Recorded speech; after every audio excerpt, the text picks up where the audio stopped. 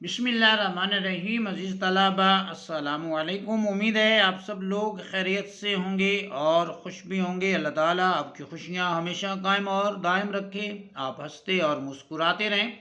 आज के सबक में अज़ीज़ तलबा हम पढ़ने जा रहे हैं रमूज़ औक़ाफ़ की जो अलामत है राबिता, उसके हवाले से। तो आइए आज के सबक का आगाज़ करते हैं। अज़ीज़ तलबा, रमूज़ औक़ाफ़ में जो राब्ता की अलामत है उसे राब्ता भी कहते हैं और वक्फ़े लाजिम भी कहते हैं। दो नामों से उसको जो है वो पुकारा जाता है या उसके दो नाम लिए जाते हैं। एक नाम उसका राबिता है या फिर उसे वक्फ़े लाजिम कहते हैं। और ये अलामत जो ब्रैकेट के अंदर ऊपर नीचे दो नुक्ते लगे हुए हैं, ये इस अलामत से जो है वो राबता या वक्फ़े लाजिम की अलामत को अज़ीज़ तलबा हम ज़ाहिर करते हैं। इंग्लिश में इसका नाम है अज़ीज़ तलबा कॉलन। इंग्लिश में इसको कॉलन कहते हैं, उर्दू में राबता या वक्फ़े लाजिम से इसको जो है वो मासूम करते हैं, इसका नाम जो है वो रखते हैं।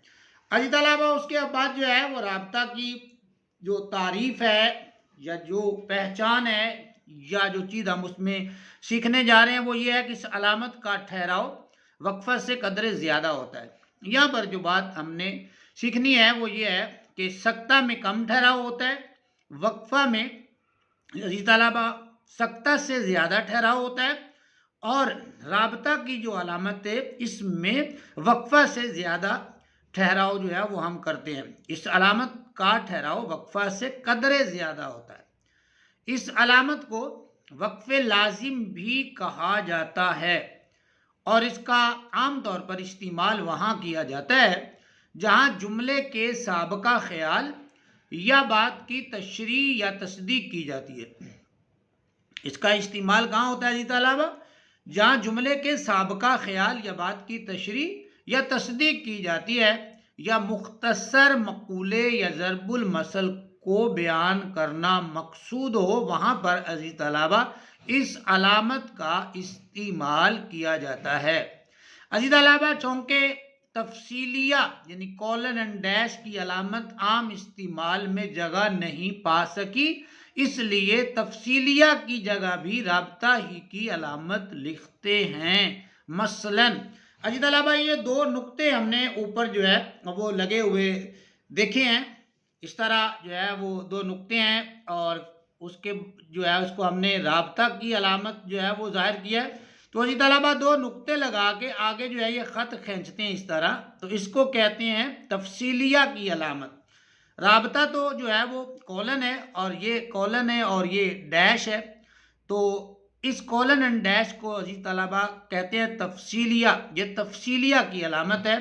तो वो कहता है कि अज़ीज़ तलबा, चूँकि तफसीलिया यानी कॉलन एंड डैश की अलामत आम इस्तेमाल में जगह नहीं पा सकी, इसलिए तफसीलिया की जगह भी राबता की अलामत लिखते हैं।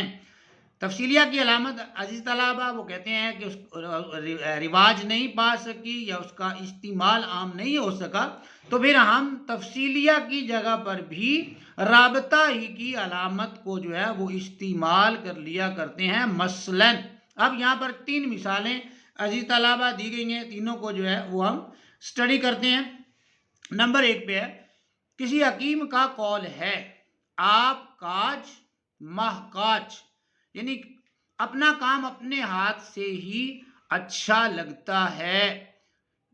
किसी हकीम का कौल है, आगे अज़ीज़ तलबा ये वही राबता की अलामत जो है वो लगा दी गई है। और फिर आप काज महकाज, अपना काम अपने हाथ से ही अच्छा लगता है या बंदा अपने काम की जो है वो तारीफ़ करता है।